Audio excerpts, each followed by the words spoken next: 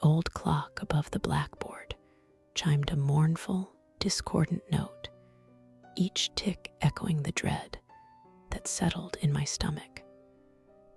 Mr. Abernathy, our biology teacher, was late. Again. This wasn't unusual. What was unusual was the way the silence in the classroom felt thick, suffocating. It was a silence that buzzed with an unspoken tension, a collective holding of breath. Mr. Abernathy was a man carved from shadows and whispers. His face was a roadmap of wrinkles, his eyes a piercing, unnatural shade of pale blue, like chips of glacial ice. He moved with a peculiar stillness, as if he were gliding rather than walking. He rarely raised his voice, yet his quiet pronouncements carried a weight that could freeze you in your tracks.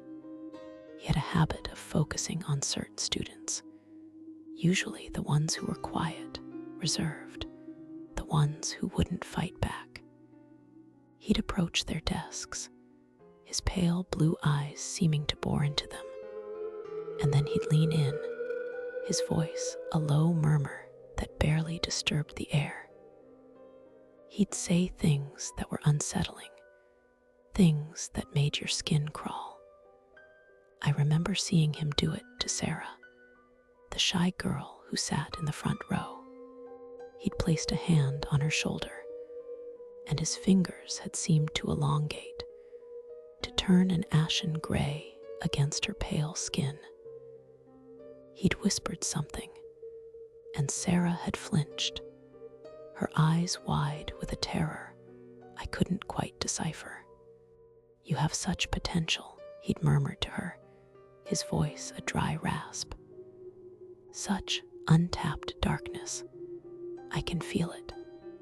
The other students would shift uncomfortably, pretending not to notice, but the unease was a shared burden. We'd exchange nervous glances, our hearts pounding a frantic rhythm against our ribs.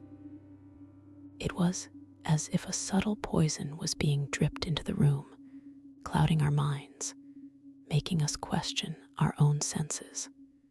One afternoon, during a dissection lab, I noticed Mr. Abernathy had a cut on his hand. It was a deep gash, raw and oozing. But instead of blood, a thick, viscous black fluid seeped from it. It was dark, almost iridescent, and it smelled faintly of decay and something metallic, like old pennies.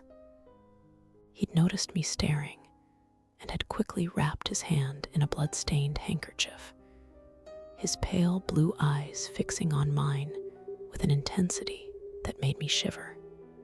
"Just a little accident, my dear," he'd said, his lips barely moving. "Nothing to concern yourself with."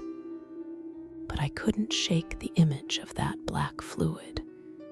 It wasn't natural, and neither was he. Then one Monday morning, Mr. Abernathy didn't show up for class.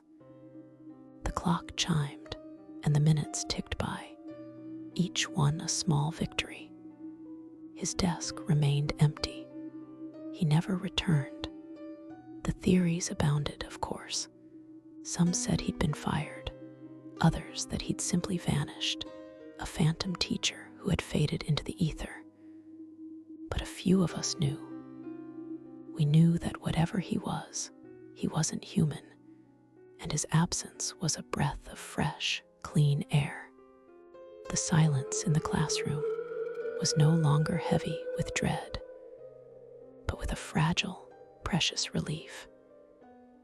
The darkness he'd brought with him had finally receded, leaving us to heal in the light.